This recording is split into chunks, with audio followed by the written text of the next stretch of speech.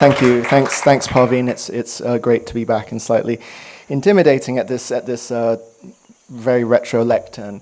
So, I mean, I generally improvise quite a lot when it comes to lectures. So, basically, the format of today is kind of I'm gonna present some of the thoughts and my thought process, not just these film works, but also how it's evolved over, I guess, the last 11 years since I finished my diploma here. And I mean, what I really hope is this being an architecture school, I talk about what I've learned along the way rather than just presenting my work. And kind of like Geomancer, for those you saw it, it's kind of this idea of having a self-portrait or, this kind of coming of age narrative, or basically this, I guess, creative awakening is the way I'm going to be kind of talking about what I've learned, and also how I guess the different paradigms of what counts as experimental or what counts as visualization is kind of conceived in these times. So I'll be kind of switching between me playing video clips, and my friend Robin Simpson, who will be doing a live playthrough of one of the later simulations, which is called 2065. So I just want to start with basically talk about Singapore. So my family is Malaysian Chinese, and like many Malaysian Chinese of their generation, they moved to Singapore to work in the 70s because of basically racial and political problems. One of the interesting things I always found is the huge difference between the way that places are represented through popular media versus one's own kind of personal experience of a place. This particular article, which the science fiction writer William Gibson wrote about Singapore for Wired magazine, I reread a few months ago, actually, after being invited to do a project in Singapore and wanting to reevaluate my relationship with the place, which is somewhere I've always known very intimately, because I lived and studied there as a young child. And when I came to the UK, which was actually around the time this article was written, of course, the place was very different, and I was always surprised at how Singapore was used as a kind of paradigm, really, both positive and negative, to project many fantasies about utopia and its discontents, basically. This article by William Gibson, I was kind of surprised to see, was written on the 1st of April, 1993. This is, I think, about 4 months before I moved to the UK. His title, Disneyland with the Death Penalty, essentially encapsulates what he thinks about the place. Tagline: we sent William Gibson to Singapore to see whether that clean dystopia represents our techno future. Seen from the lens of 2019, this seems a little bit, let's say, of a insensitive way to describe an entire nation state, essentially. It's like an entire country run by Jeffrey Katzenberg. Don't even know who that is. We were smiling in an office a block from Rodeo Drive on large black furniture leased with Japanese venture capital. As some of you may know, William Gibson is a huge Oriental techno fetishist, and his incredible novel Neuromancer, which was written in 1984, published in 1984, I think, uses this kind of collage style between Los Angeles, which he calls the sprawl, with this hybrid of basically neo-Japanism linguistics and kind of settings, and of course it's enormously influential in our visions of what might constitute kind of technological dystopia. I read an interview with him where he said Blade Runner had been released, I think, just about 12 months while he was finishing the first draft of Neuromancer, and he said to himself, what am I going to do now that this incredibly immersive vision of what this dystopian future might look like, now that there's this film, how can my novel differ from that? Of course, for those of you who've read it, it's essentially a kind of a crime noir fiction set in this future sprawl where a kind of hacker, so-called console cowboy, goes to basically steal some data. And it transpires later on that everything is being orchestrated by Wintermute, who is an AI who seeks to kind of integrate with a different system. So based on this kind of fame, essentially, William Gibson, 9 years later in this case, is basically asked, in the case of Wired magazine, to be a kind of how should I say, not quite like a technological evangelist, but is seen as this kind of prophet, essentially, of the new technological age. And, in Geomancer, he coined the term cyberspace and so on. And it's fascinating to me to see that, even though I respect him enormously as an author, and he's continued to write amazing books, how badly this article has dated from my perspective, essentially. And some of these things are incredibly relevant now. Was it Laurie Anderson who said that VR would never look real until they learn how to put some dirt in it? Singapore's airport, the Changi Airtropolis, seemed to possess no more resolution than some early VPL world. I don't even know what VPL means. There was no dirt whatsoever, no muss, no furted fractal edge to thing. Outside, the organic, florid as ever in the tropics, had been gardened into brilliant green, and all too perfect examples of itself. Only the clouds were feathered with chaos, weird columnar structures towering above the Strait of China. I think it's not even the Strait of China that I think he means the Strait of Malacca. Strait of China doesn't exist in that region. And what is strange is me rereading this with a kind of like context of decolonial politics and all the rest that has transpired in the 25 years. When I first moved to Singapore, because Singapore was founded in 1965, there was this kind of sense of nation building. It was the 25th anniversary of the country, and really it was about this creating this multiracial, multi-ethnic, united society. And like in this article, part of making that society essentially marketable for investment from the West was making it into a clean utopia. So what is basically the heaviest irony to me is that William Gibson, being an American who moved to Canada in his 20s, is that I thought, hang on, you're American, there's Disneyland is American, and the death penalty is a very advanced kind of economic institution in the USA. Why is that? That if you say that Singapore is Disneyland with a death penalty, it's already framing the entire nation state and the region essentially in a certain way, whereas the entire country with Disneyland and Disney World with a very well-established death penalty, isn't there some kind of strange and incredibly subtle framing going on at play here that's very problematic with my new perspective, essentially? Because going back to the AA, when I was here, there was, to kind of summarize, the kind of dichotomy was less about politics, but it's more about, digital creativity, let's say, and analog creativity. So what I would see is either there were people who would be about the algorithm or about making, about physical making. And this was the essential conflict between the discourse that was being taught around here, between representation and the physical reality.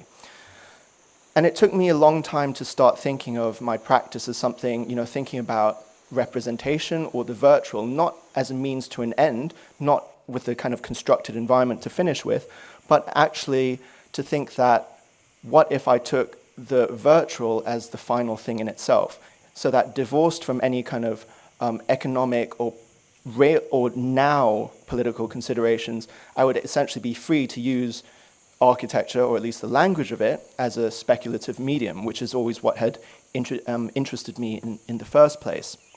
So this kind of side note about Disneyland with the death penalty is really a way to say that it's just so interesting to me that so many of the paradigms from even quite recently have completely transformed because of the urgency of different kinds of politics and the political nature of any kind of creativity, let alone architecture specifically with its so-called social good, with the impetus of social good. And what I have kind of queued up essentially is a mix of a few, like 9 of the videos that I'm just going to play small extracts from, and to kind of illustrate my thinking process between these things. So Geomancer was, it was commissioned for, as Parveen was saying, for the Film and Video Umbrella Award. And in this, because previously I'd been making lots of so-called site-specific films that I've been talking about, so I thought, what if, instead of kind of thinking about the audience so much, I think about a future audience? Because in this sense, there's a lot of talk about, algorithmic analysis of human behavior, and which for me feeds into this dystopian narrative that creates a fear of the other, essentially. And in Geomancer and in my work AIDOL and another work called Sinofuturism, I actually think of what if we could basically envisage the world from the other point of view, not so much that we are the kind of biased human individual looking with envy and fear of this imminent takeover, let's say, of another intelligence, but what if we actually try and see the world through their point of view? And in this particular part of Geomancer, it's not just about CGI, but it's very much about point of view. So in this case, literally, it's Geomancer looking at the world as a weather surveillance satellite. The difference between looking at the world from the, about 4,000 kilometers in space, sorry, actually much more than that, from up in space in the stratosphere, into looking at the ground view. In kind of narrative terms, to make a small tangent into that, because it's not just architecture I'm interested in, it's very much, let's say the first person experience of these things that I'm, fascinated by, not just in terms of filmmaking, but really changing this cartographic view of looking at the world, which is essentially, the plan and the primary architecture mode of control and representation, into the perspectival one.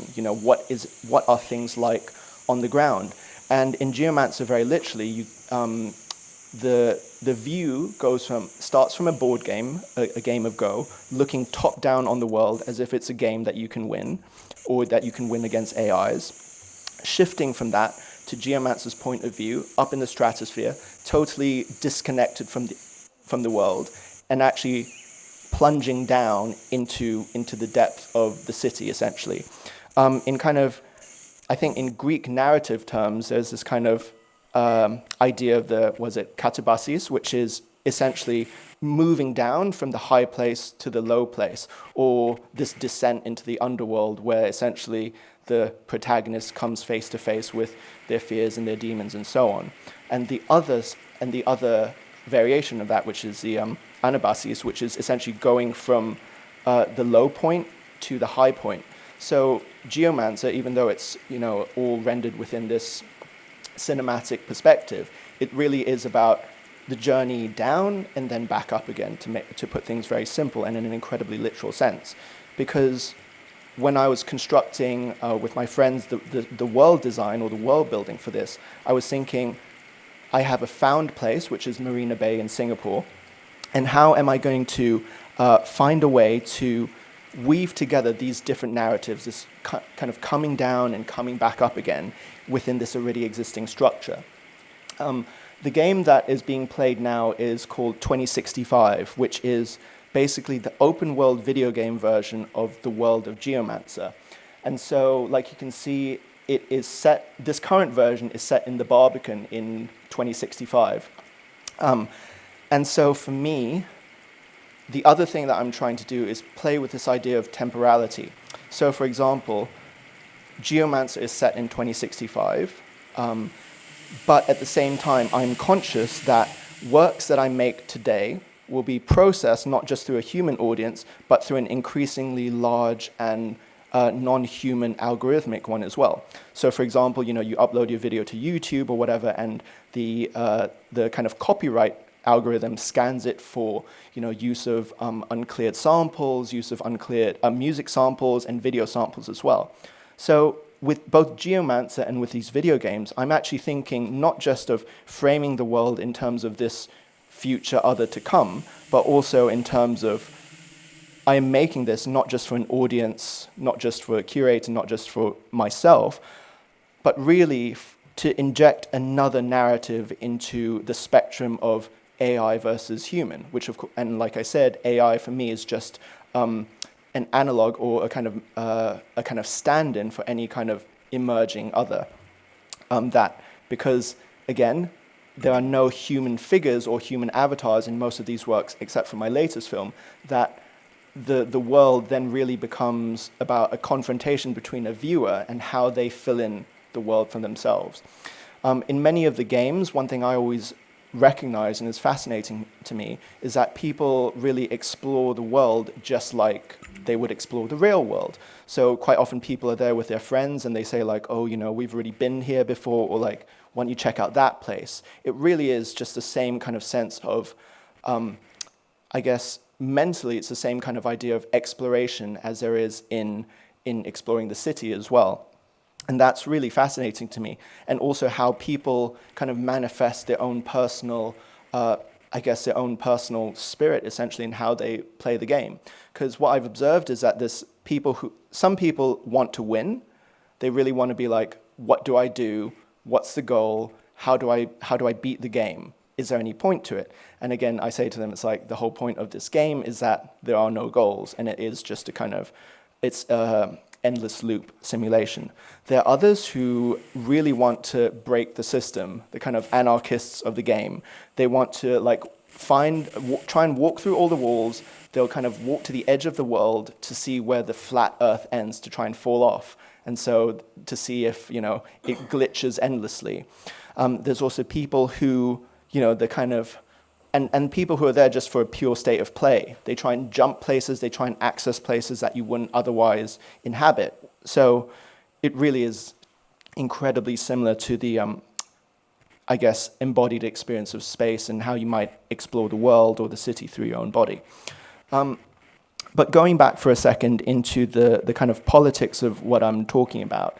So up to about 2015, I was doing very much like literally site-specific simulations. So in each, I would look at, you know, the place where an exhibition would be. And in this is called Europa Mon Amour. So basically it was for a public arts festival called Open Source, which is in Gillette Square in Dalston. And in this, I'm basically using Gillette Square, as a synecdoche of the whole of the UK, and which is, you know, the part representing the whole. And in this, in here, I was looking at, you know, the Alain Resnais film Hiroshima Mon Amour, which is about, you know, the trauma caused by war to memory and about the failure of communication between different individuals. And because this work was made, I think it was May 2016, just before, you know, the initial kind of Brexit vote and so on, I thought I kind of had it as a, you know, comedy what-if scenario if this, you know, virtual apocalypse or this political one was brought about within the square, which would represent the rest of the UK. So I'm just going to play a small kind of clip from that.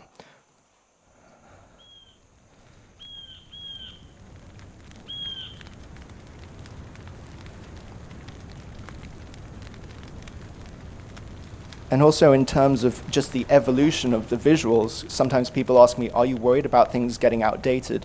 And I feel, now I realize how inevitable that is. I kind of embrace it so that over the long period, this kind of archive of work is not just a kind of archive of things I've done or been interested in, but is also, how should I say, a record of the evolution of the medium in itself and what things I felt I could bring together with this medium. So in this particular simulation, there are, you know, different samples. There's a Lars von Trier film called Europa, in which there's this endless train journey through what is Europe. So I'll just play that. Every time you hear my voice, with every word and every number, you will enter a still deeper layer, open, relaxed, and receptive. I shall now count from 1 to 10. On the count of 10, you will be in Europa. I say 1. And as you focus your attention entirely on my voice, you will slowly begin to relax. 2. Your hands and your fingers are getting warmer and heavier. 3. The warmth is spreading through your arms, to your shoulders and your neck. 4. Your feet and your legs get heavier. 5. The warmth is spreading to the whole of your body. On 6, I want you to go deeper. I say 6. and the whole of your relaxed body is slowly beginning to sink. 7. You go deeper and deeper and deeper. 8. On every breath you take, you go deeper. 9. You are floating. On the mental count of 10, you will be in Europa. Be there at 10. I say 10.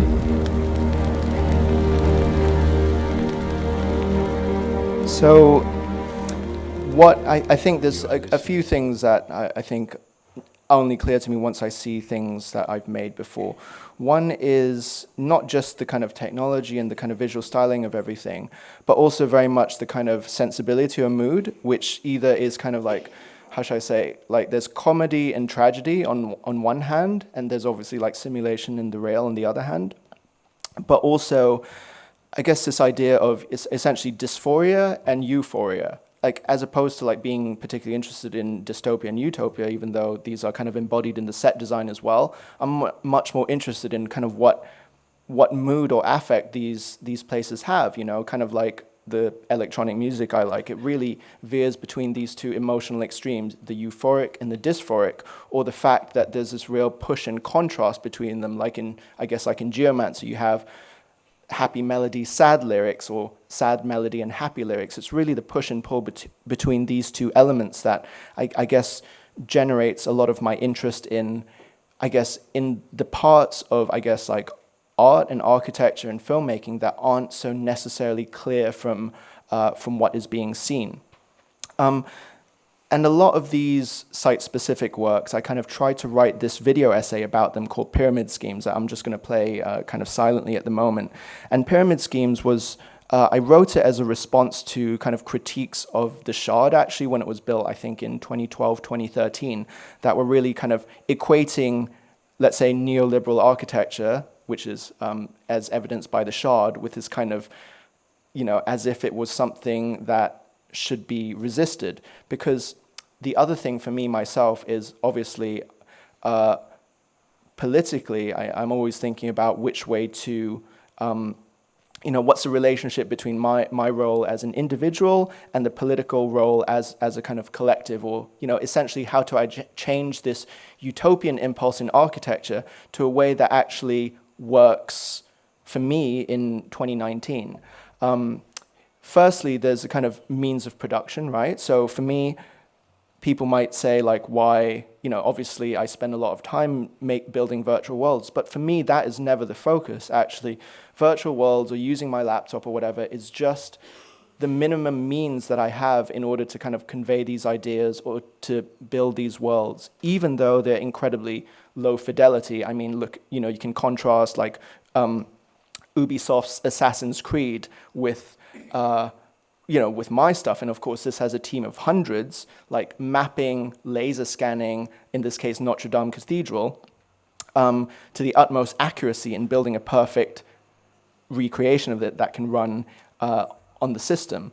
And of course, once again, the irony is that with the fire at Notre Dame, Ubisoft actually had the most accurate record of the original state of Notre Dame Cathedral before it burnt. So this whole idea that I think this very essentially biased notion that, you know, the virtual is less authentic than the physical, or somehow the virtual is a less worthy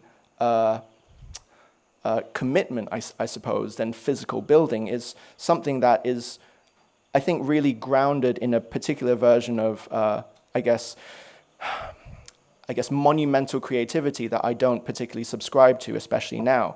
And so Pyramid Schemes, this essay was essentially making parallels between this impulse to build the pyramid, so of course from Egypt to the Shard, or to create this like monumental symbol of, you know, like humanity's place on Earth, essentially, to see the Shard as emblematic not just of capitalism, essentially, but of this impulse to create a symbol that both works on an individual level and on a collective one.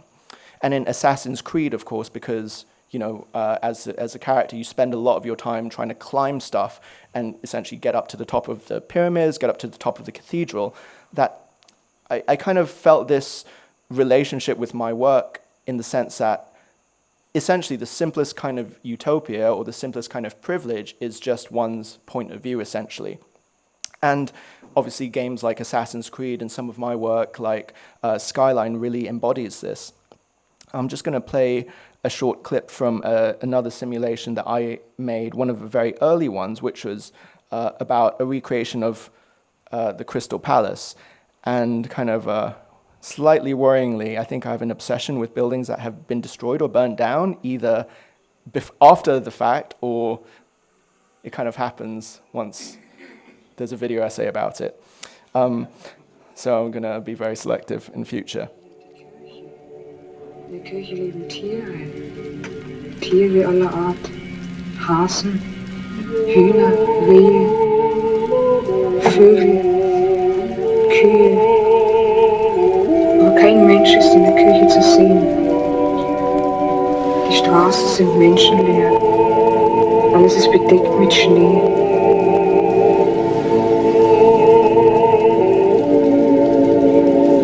Ich schaue in die Ferne, bis ans Ende der Welt. Und jeder Tag ist, kommt schon das Ende. Erst kommt die Zeit ins Stürzen und dann die Erde. Die Wolken kommen ins Rasen. Dann kocht die Erde, das ist das Zeichen. Dann ist der Anfang vom Ende.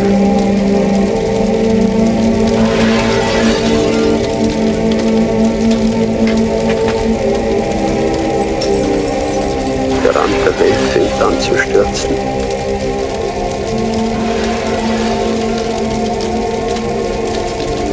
Alles fängt an zu stürzen.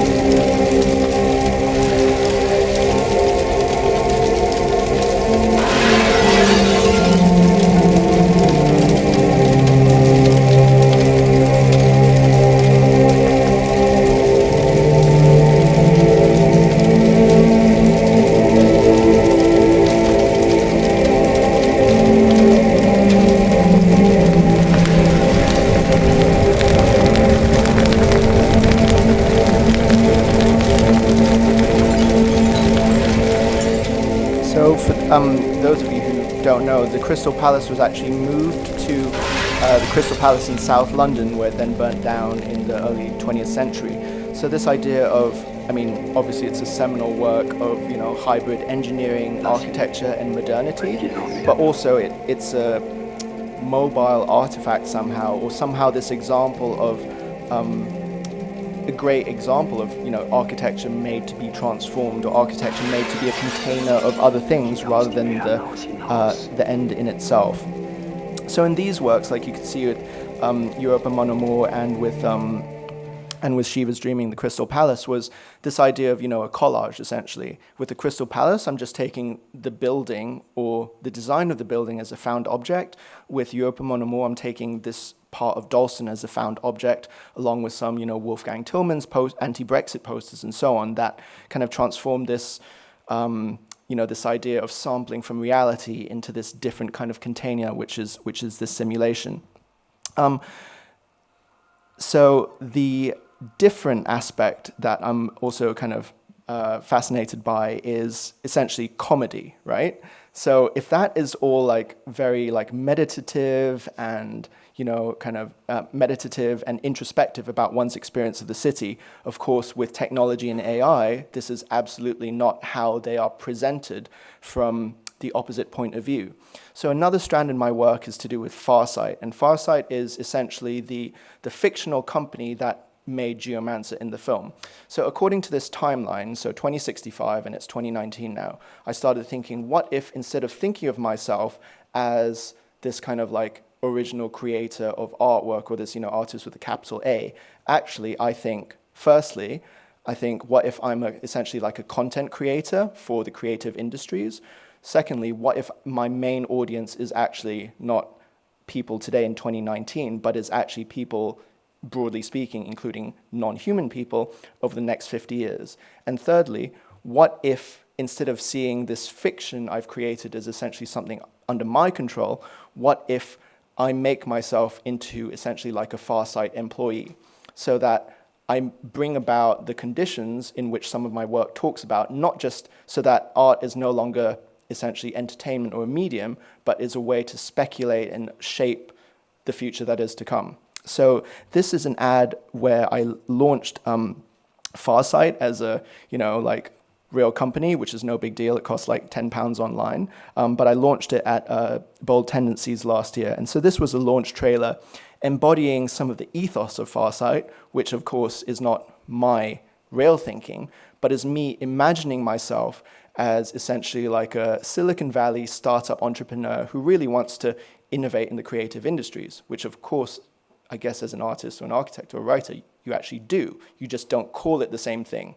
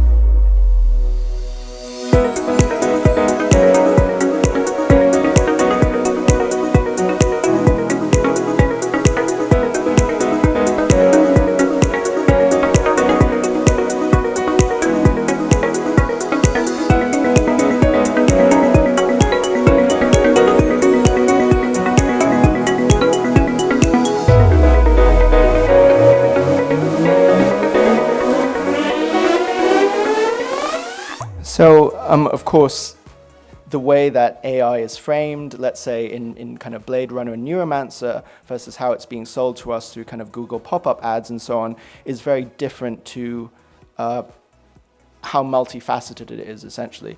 And one thing I was thinking about is, essentially one thing I'm trying to be self-conscious of is, in what way am I being hypocritical, right? So for me, myself, if I am a product of a certain pattern of, let's say, globalized industries, my parents worked for an airline, and I was born in Germany, if I'm very much a product of globalized capitalism, to take a very simplistic stance that essentially like I am anti the very processes that brought myself as a physical entity into being would be incredibly contradictory. And of course, there may well be no easy and neat way of resolving these things, but one of these ways I'm trying to do that is to actually see the production of my work as not just from this, like artist in a gallery or giving a lecture presentation, but I'm thinking of myself as, how would I, as an alternate version of myself, go about presenting this idea of creativity? So of course, in Geomancer and so on, the alternate version of myself is myself as an AI. And this idea of, personification is, or the like poetic embodiment of the author within the work, within the object they are contemplating, is a very established format in fiction, literature, filmmaking, and poetry, and all this kind of thing.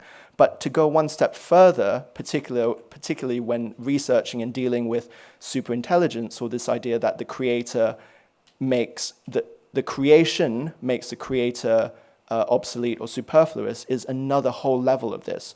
Let's say, of course, in Mary Shelley's Frankenstein, the Frankenstein's monster possesses emotion, but possesses no way of essentially communicating with the human, who always see the monster as essentially a monster. So this idea that despite the arrival of intelligence, the failure of empathy and communication is actually what breaks the system down, and it is really a kind of psychological thing as much as it is a technological one. And this is just one thing I find really fascinating, because of course the technology is so embodied in all the external appearances of the world that I create, whether that's the sound or the vision. But really what's important to me is bringing this ambiguity or this paradox about, let's say, being like fighting power through cartography or fighting power through, calling forth a different sense of moral superiority, which is, again, one thing that I try and just be self-conscious of because of my own privilege and ability of someone who's making work that will be shown and also create a different dialogue and discourse around.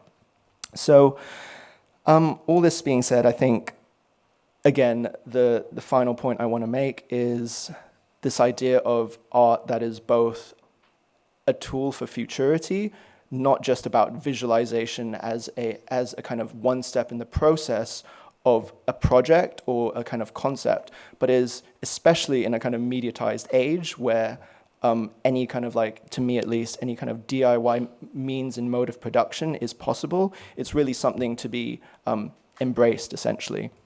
And so the final trailer I'll play is from a film called AIDOL, which is the sequel to Geomancer. But whereas Geomancer is looking at AI from this point of view of the machine and of this kind of coming of age of this artist, so essentially this upward trajectory, AIDOL is really about this human superstar who essentially they've kind of faded and they want to make a comeback. And it's about music, essentially both as a medium and as an industry. Because to me, what's interesting with music is it's always been one of the first mediums to exploit technology, essentially, from recording to distribution, whether it's from vinyl, radio, the internet, and different forms of replication and physical and then immaterial distribution. So why is it, I was asking myself, that music is such a conduit for, I guess, some people's personal engagement with kind of creativity and identity? Of course, it's to do with the way that the star or the avatar is embodied within the music, and it's about the commodification both of the individual image and the sound that can be distributed, but also with AI and these different processes. So much money, like I made the example earlier, so much of the first innovation in artificial intelligence from a consumer point of view is to do with music and copyright. It's nothing, sublime or amazing. It's incredibly mundane, and it's to do with rights and giving, fractions of a cent or penny to different corporations. So with this in mind, with all of this background or kind of consciousness about the economics or the politics between the individual and the kind of system that they exist within, I tried to tie this within, again, a narrative that is not about coming up, but it's really about coming down, essentially. So this is a trailer from AIDOL.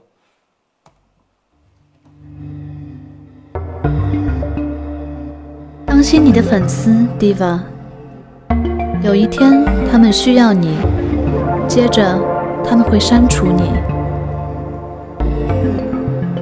还有些时间完成这首歌，难道你不想永远活着吗？永垂不朽，我不想，这不是困扰我的问题。我们的世界已经由外转向里，机器学习只导致了通用的规则。这是人工智能的真正遗产吗？在没有建筑师的情况下生成建筑，没有音乐家的音乐，没有影响者的影响。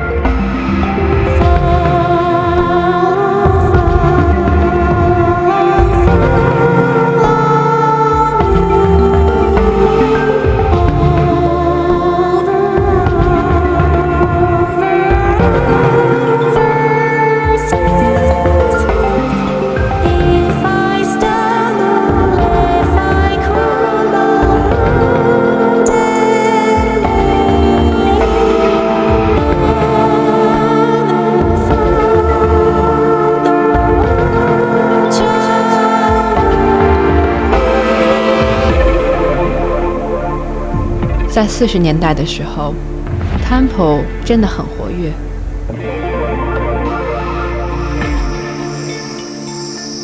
我每晚都去，我在那儿遇到了所有的明星、制片人和设计师。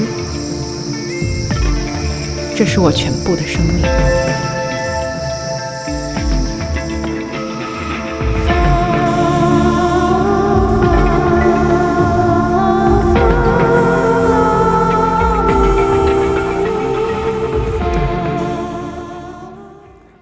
Thank you.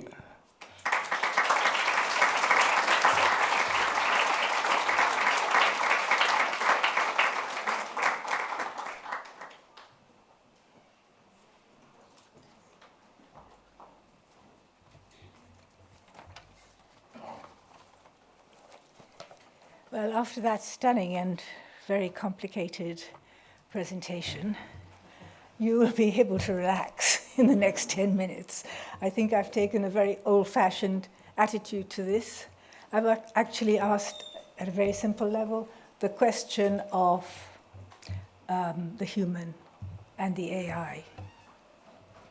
So I hope it is of some interest, but you can also be planning your questions and sorting out what Lawrence has said in your minds. Can I have that light again, please?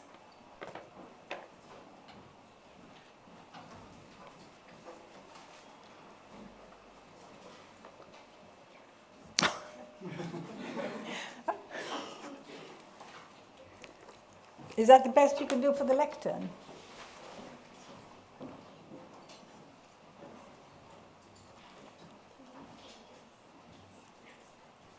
Okay, I'll start anyway. It's just over 10 minutes. Geomancer is a stunning movie. It can be appreciated at many levels. The complex narrative creating a whole world with its history and its tensions. We go backwards and forwards in time. In Geo's history and the history of the world, the present of the film being Singapore 2065. The voices are important in conveying this history. They conjure up, backed by the images, a world reaching up to the heavens and beyond, to the space in which Geo carried out her surveillance for 20 years. There is a past Singapore submerged in water, and that water again at the end with the subtitle, you never, well, this is, I think it's render in your translation, you never render the same river twice. A reference to Parmenides, which crosses aeons of time, an arc carrying us back to the Greeks. Much more would be needed to convey the experience of this film, but I will concentrate on how Geo, an artificial intelligence, is portrayed in relation to humans. Lawrence has endowed Geo with an I, capital I, a curiosity about his own origins and a desire to be an artist. Within the narrative, it is creativity that is at issue. Creativity is the dividing line which AI must not cross. What does this film tell us about how we conceive of the human and the difference from AIs? Here are my observations. Lawrence has produced a mythical figure for our times. Geomancer, an AI with some human characteristics.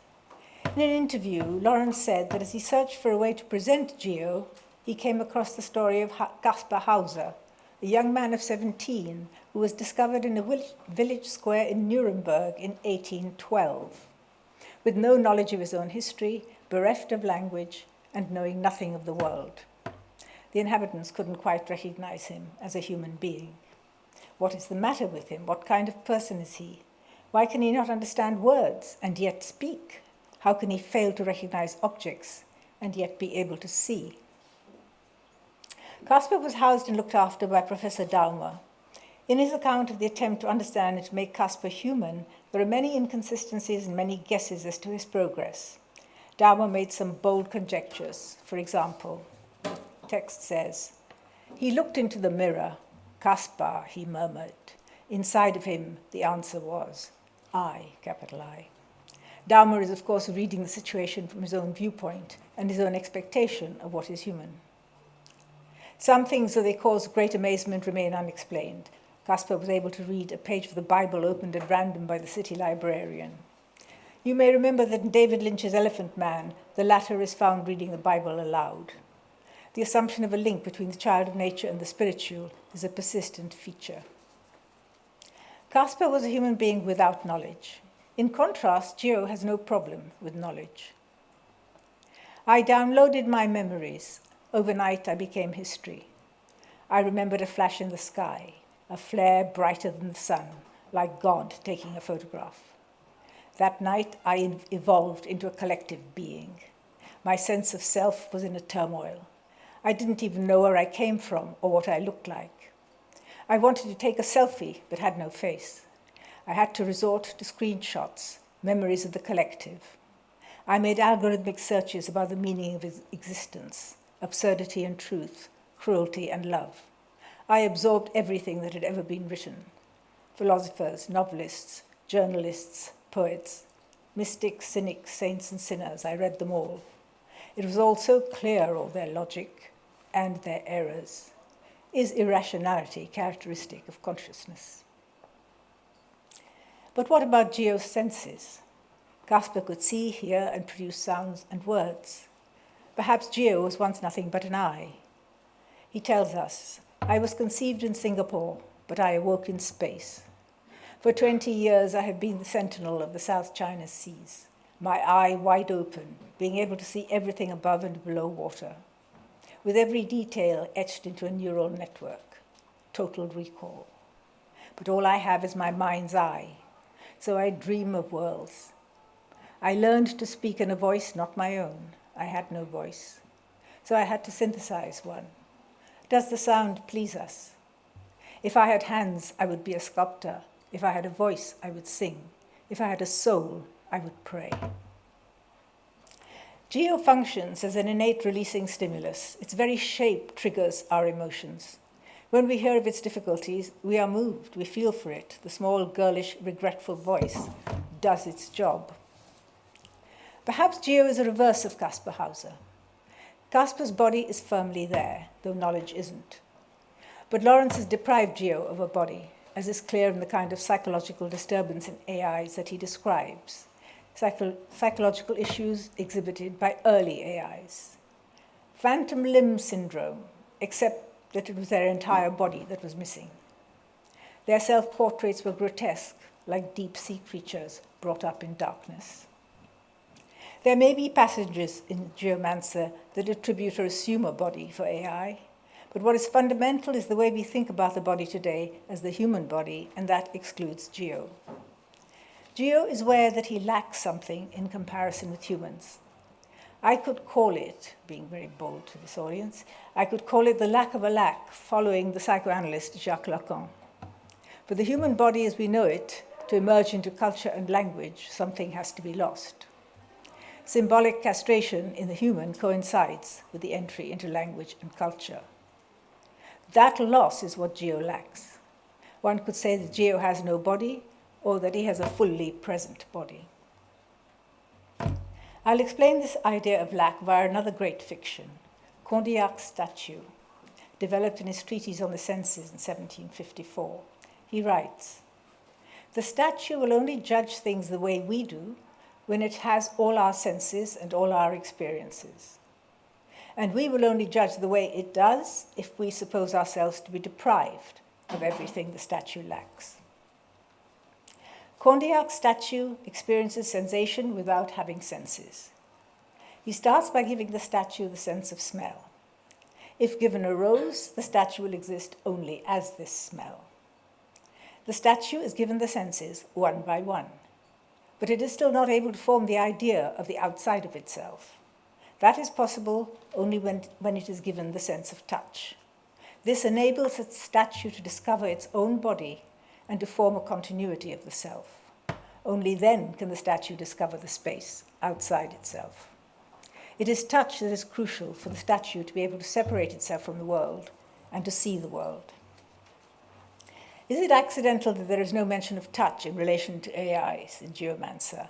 Has Lawrence knowingly or unknowingly deprived Geo of the sense of touch? Either way, this would signal that he is using implicit ideas about what it means to be human.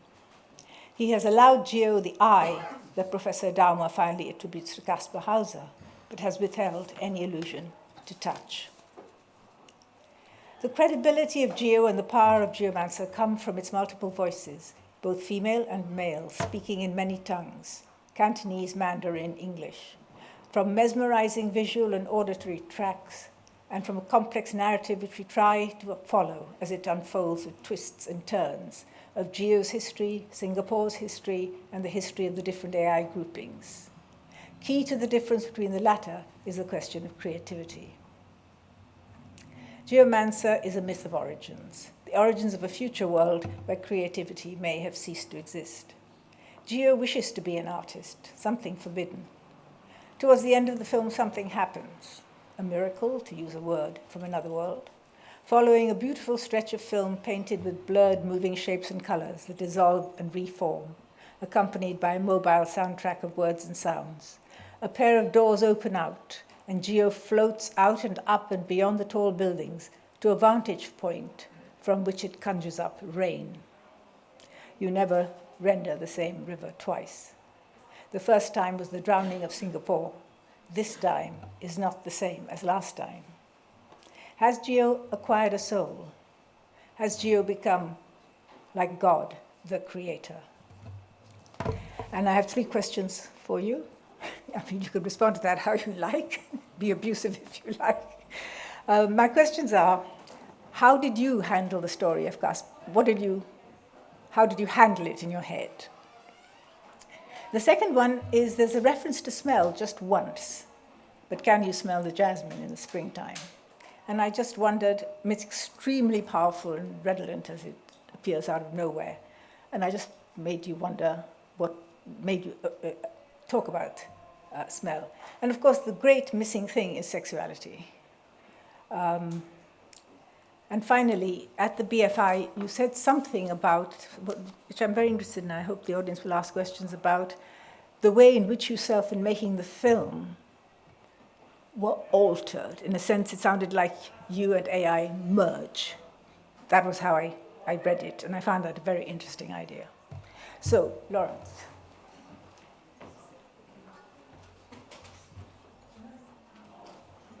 Thanks. Is that 4 questions? I'm going to try and remember them in my head. So, so Caspar Hauser. So, Caspar Hauser is a Werner Herzog film that actually, the English title is like The Enigma of Caspar Hauser, but I don't quite exactly remember the German title, but it translates as Everybody for Themselves and God Against Everybody, basically. So, the English-speaking rebrand is much more palatable than I think its German original. I think a few things with the Caspar Hauser, because I'd forgotten I said that, which is good.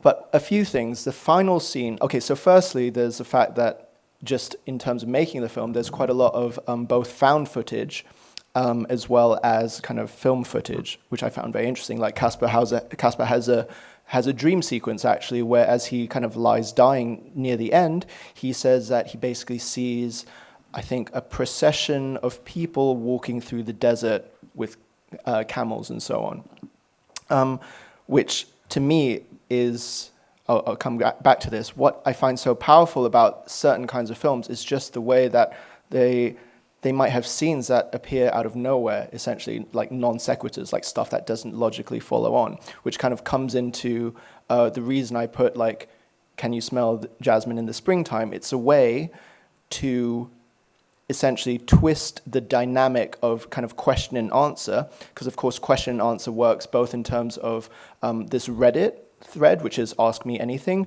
to kind of Alexa when you talk to the AI to kind of serve you essentially, and also back to the kind of Turing test essentially, this idea that question and answer, or this idea of a dialogue, is a way to gauge intelligence.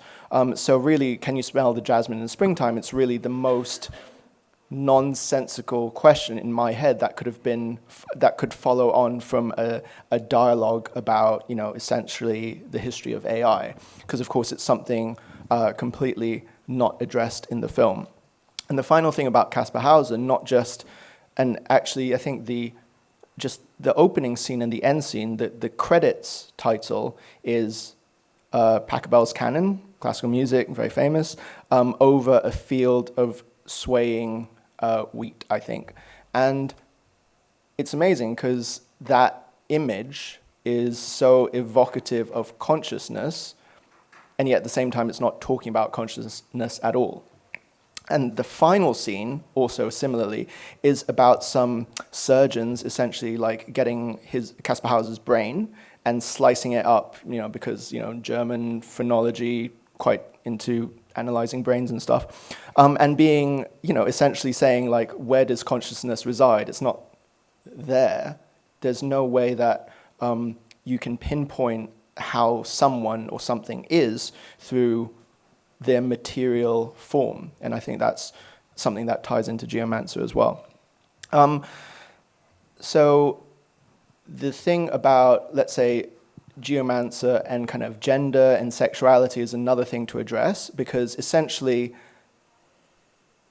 I'd never thought about this before, but I guess in my very basic psychoanalytic terms, if for Geomancer being a product not so much of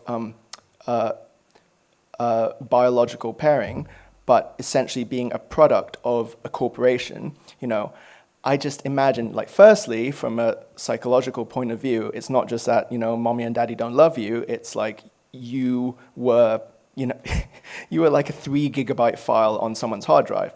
So just the whole notion of the awakening or self-consciousness of like one's own state is obviously completely changed. You don't, Lacanian sense, you don't go through like, a kind of like a mirror phase or anything like that. You arrive, not quite fully formed, but the way that you consume information does not happen in any sense like a kind of biological entity.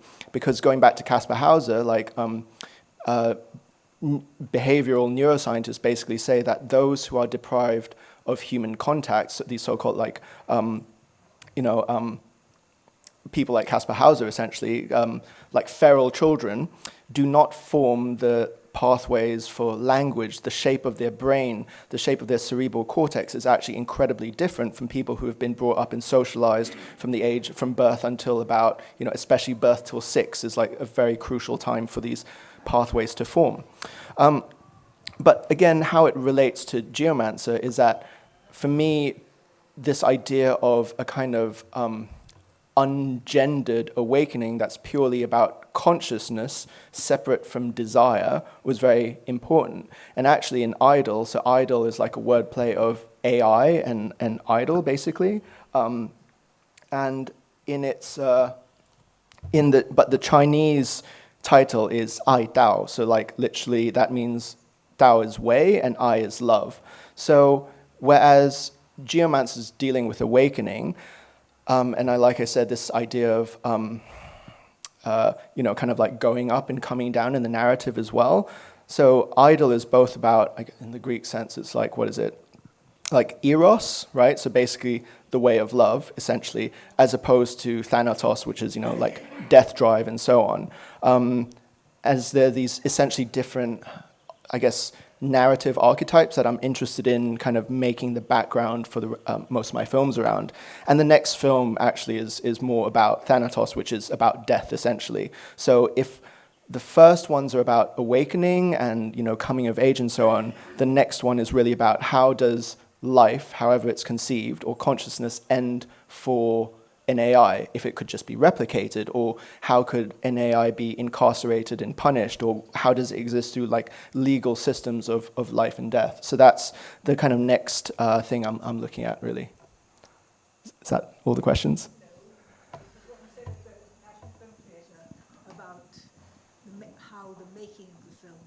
Oh, okay, and so there's also the question about how I was informed about the making of the film. So just briefly, while I was making the film, I made this other video essay called Sinofuturism that essentially draws parallels between representations of Chinese industrialization and AI.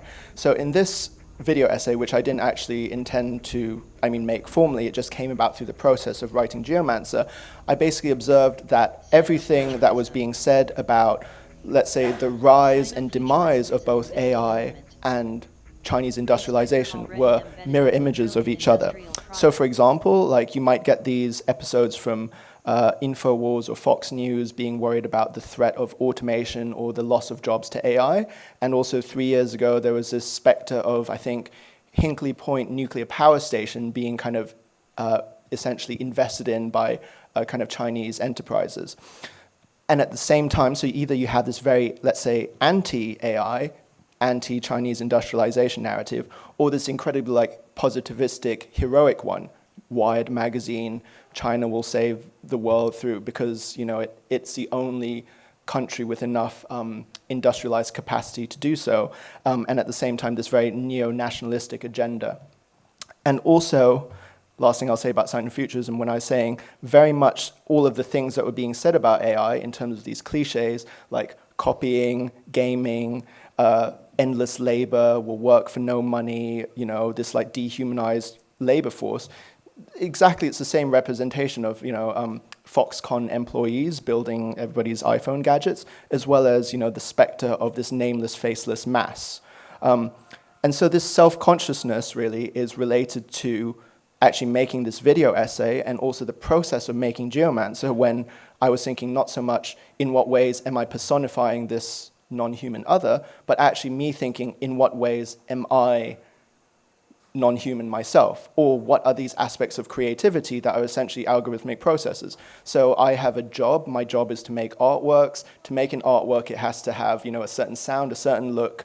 I might be inspired with certain things. I will edit a film, I will create this virtual world, I will edit it together.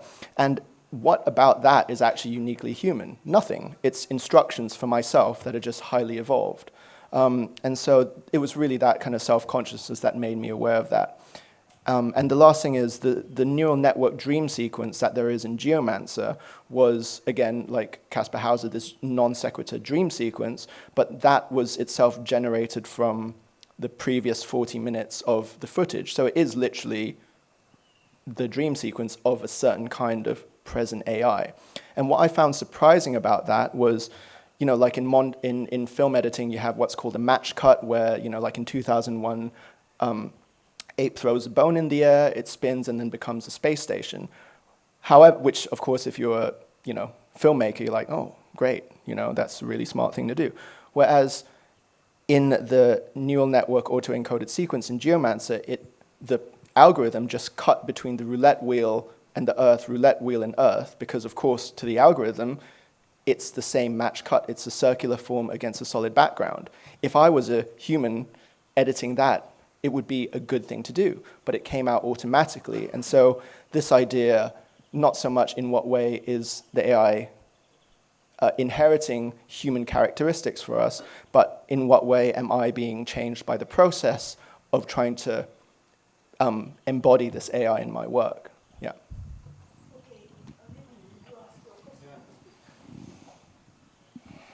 Hi. Hi. Thanks for an amazing presentation. Somehow, you managed to very well frame, in a way, the contradiction we are surrounded by, in a very close to epileptic, in a positive way. There are a couple of things that strike me. One is, indeed, there are no people until very late. I think the last film people come about, or human representations. The other one, there is fire in almost every single video. And all this kind of triggered me a bit the curiosity of, let's call it a digital tribalism, or kind of a symbolism of a very primordial human existence applied now, or trying to support the representation of artificial intelligence to come. So I'm trying to figure out from your presentation to what extent you are crusading, so to say, for an artificial intelligence to come, or you are planning to build it up in a way, or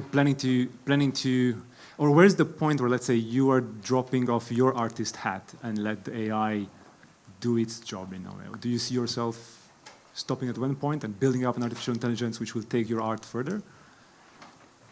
Yeah, I mean, I think one thing, the kind of question is, of course, you're dealing with a kind of essentially outsourcing.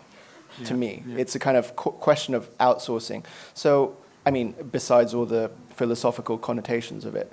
So what I see at present, essentially, is there are many, many projects which are essentially demonstrations of current state-of-the-art of AI technology. Like, let's see how biased the algorithm is, let's see how screwed up the kind of data feed is that is being fed by it, let's see how much AI embodies the very human failures that it's being fed by.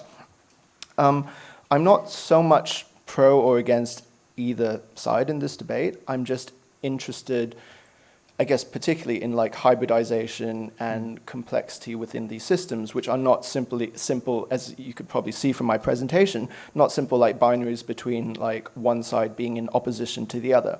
Because I think, very broadly speaking, the whole notion of, let's say, a militarized paradigm for creativity, which is embodied in, let's say, like the idea of an avant-garde, the idea of, well, futurism as this way to like propel something forward, is really problematic, basically, because it takes conflict as the paradigm. So, for example, the question like, am I for the AIs or am I for either side? It's explicitly, I'm into the impossibility of taking sides, essentially, without being hypocritical about the fact that it's essentially seeking power, either through morality, essentially, or through industry, if that makes sense. So, for example, just to be more clear, as anyone working with, you know, let's say the arts, broadly speaking, and technology is aware of, there are many, many, many sponsorship,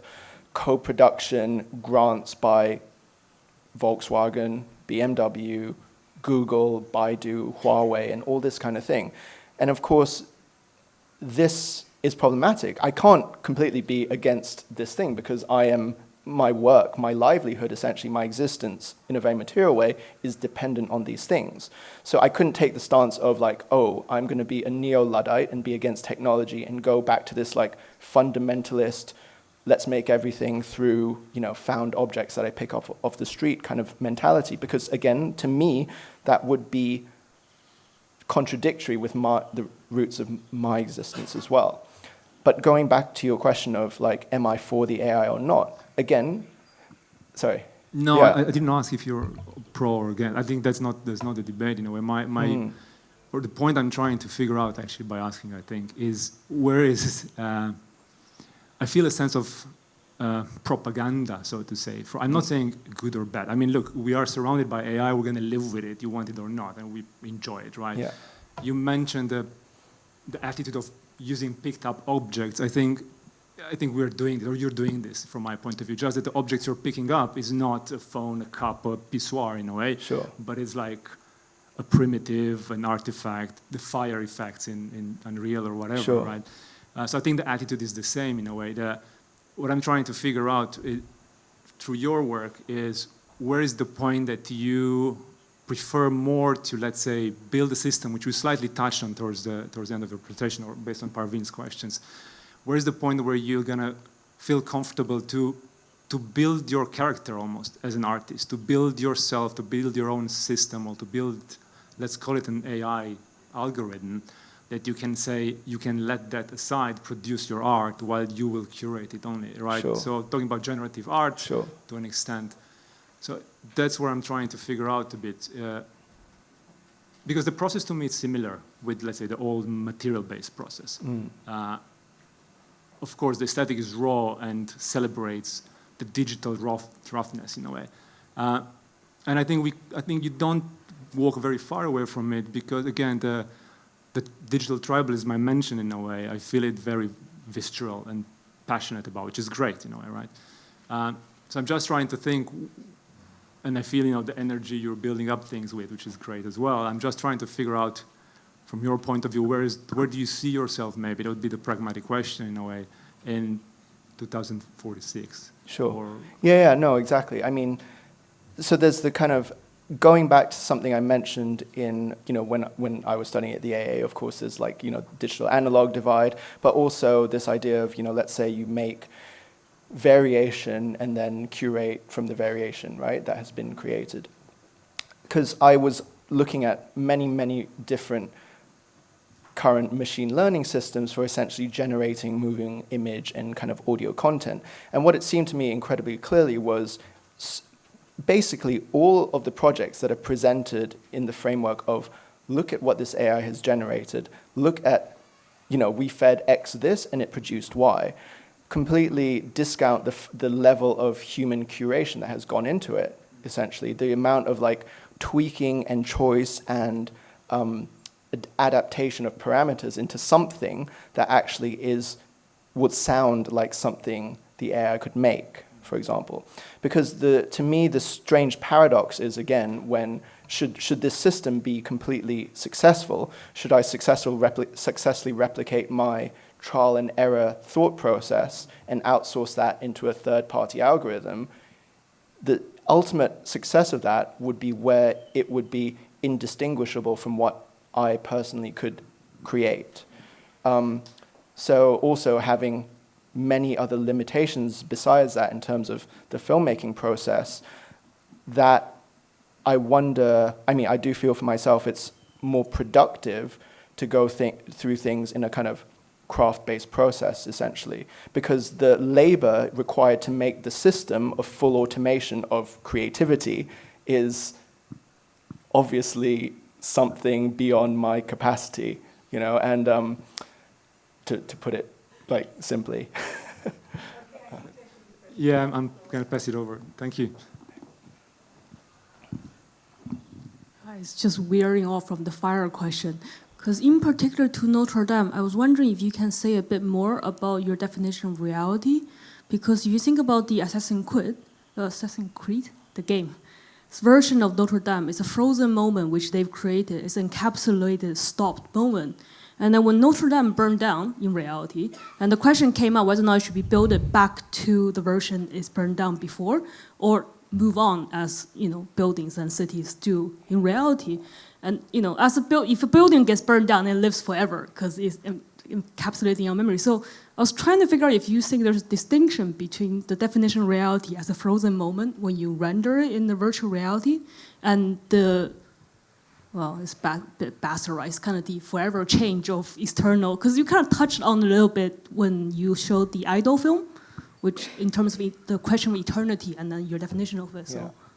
No, exactly. I mean, this is also whether through essentially like humans or certain monuments, the idea that death brings eternity, right? This thing that, something ends, and then if it is represented sufficiently, then it is frozen forever in that moment, which is, the whole basis of a whole kind of theory of, let's say, photography, of the ruin, of, representation, or essentially like the graphic arts as fixing a certain thing in a specific place and time.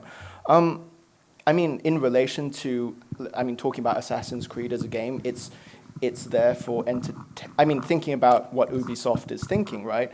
It's a system for generating addiction, right? So they are creating the game, these multiple narratives and time frames, so that basically people buy the game, people play it for longer, it contributes to this franchise known as Assassin's Creed, and it serves the lineage of that particular product. And it just so happens that during this time where the simulation is set, which is during the French Revolution, that the game designers thought that in terms of, let's say, cultural memory, that's a good place to put the building is at that moment in time. And again, I have no idea whether they scanned it and then kind of artificially de-aged it to make it look younger. Because I think the other time frame for this version of Assassin's Creed is during the Second World War. So there's another bit where they go up like the Eiffel Tower and like shoot like German planes and stuff like that. But this idea of being frozen in time, specifically because this is a game, is, I guess, slightly different, I guess, because... Can I just add to that? So are you, just following up on the propaganda, so are you then feeding into the addiction of image? Yes. It's all propaganda. But I think the propaganda angle is really important. I mean, essentially, I'm making arguments, but again, without the confrontational nature that the whole basis of, let's say, humanist reasoning is based on. I'm not saying there's like thesis, antithesis, and synthesis. I'm just saying it's a series of hypotheses that just need to come together because there is no like final conclusion how things are going to evolve. And I guess my role to respond to like what I'll be doing in 2046 will be, I guess, asking different questions, I hope, yeah. Hi. So I have a question about your relationship to the audience. So I found something with the kind of video art. Often people tend to kind of look at it for a couple of seconds with the headphones on in the exhibition space, and they get a vibe, but they don't really attempt to understand the kind of complexity that you went through in creating that, and nevertheless the complexity of the whole piece as a kind of narrative. So I'd just like you to kind of maybe tell us your kind of relationship, your expectation, I guess, from the audience, in that sense. And then is it to do with your kind of definition of yourself as either an artist or a filmmaker? Because I guess artist is a bit more free not to be understood, while maybe a filmmaker tends to actually achieve a level of clarity. So it's a question about definition of yourself as either artist or filmmaker, and about your relationship to the audience. Yeah, I mean, so I think that, okay, so firstly, I think the first one is less about, to me, it's more about the consumption of my work, essentially. You know, the time, am I aiming for this like 5-second snapshot as an advertisement would be read, whether in a gallery or like on the street, or am I hoping for this, full immersion, start to finish, theatrical, cinematic setting? So essentially for me, as an expectation, what I've learned is just not to have any expectations, because that is not under my control in any way. Like, of course, somebody else's attention in this, attention economy saturated universe is definitely not something I can control.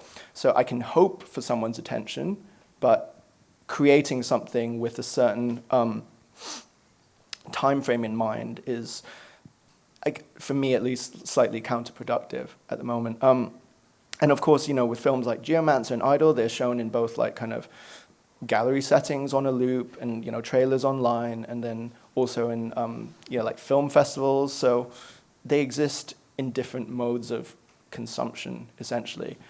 And also the difference between the film consumption and how, because I didn't show how these are presented as installations, which is another facet of that, essentially. So sometimes these are presented within installations that are themselves part of the fictional world that the work is set in, and sometimes they're just presented as films. So there's always this kind of bleeding of the space, either like into the screen or out from the screen into the physical realm. And then how do you define yourself? What do you? No, you don't. I've stopped. I wanted to follow up actually on this note. Obviously, the medium of film is not new to galleries or museum, but certainly gaming is, and a lot of the questions that your work brings up is certainly new to the art world. So, and the fact that you're actually educated as an architect, I think it's interesting that you would at some point have made a choice to explore these ideas in the art world. And I would be curious to hear to what degree you would say that it's a catalyst for propelling your work, and if you see the boundaries of what the art world is kind of willing to provide or kind of support in terms of your ideas, and if you see that it's the perfect world to explore it in, because certainly a lot of these ideas and a lot of these mediums live and thrive completely out of the art world at all. And I mean, our work is constantly kind of on the edges, and we're constantly kind of questioning and considering that the ideas behind are what's important, and then which kind of world managed to support it. So do you see some kind of barrier where you might move out of the art world to continue exploring these ideas? Sure. I think, the other thing is because in the framework of, let's say, content creator, let's say, right? Again, so actually going back to when I finished in 2008 and then kind of financial crisis, so I was really thinking about what ways you could move forward. Because of course at that time it was very much against kind of DIY fabrication. So everything on one hand, the kind of authenticity of assemble on one hand, or kind of doing a sponsored pavilion for some kind of event. And not just the move to the virtual is essential, but one thing I did strongly realize is that I think this concept of certain things, like let's say, broadly speaking, Asia or the art world are quite fictitious entities in the sense that when you say them, or you say China and technology, it is immediately referring to them as if they're this monolithic, homogeneous entity, whereas in reality, in my experience, they're just made up of huge, heterogeneous collections of individuals and small groups and institutions, some of whom will care about your stuff, most of whom won't care at all. And it's the same in any kind of cultural sphere. You know, there'll be some people in, you know, advertising or baking who will be interested in virtual reality, and many people who won't. So for me, again, the means of me making all of these work has been through commissions, because as a content creator, I say, like, yeah, if I'm a content creator for the gallery industry, that kind of gives me freedom from, I guess, the high seriousness of making art, and actually liberates me from, yeah, some of these, I guess, biases about the superiority of one industry over another, or the authenticity of one industry over the other, I think. Because as essentially, let's say for these, the first maybe dozen of them were for, you know, public space, publicly funded, not-for-profit, artist-run spaces, and so on. And after a while, being so site-specific about it, I felt like, what else is there that I could say that about public space, for example? So, you know, like the Dalston project I showed, I'm talking about, you know, war and conflict and public space and the cinema.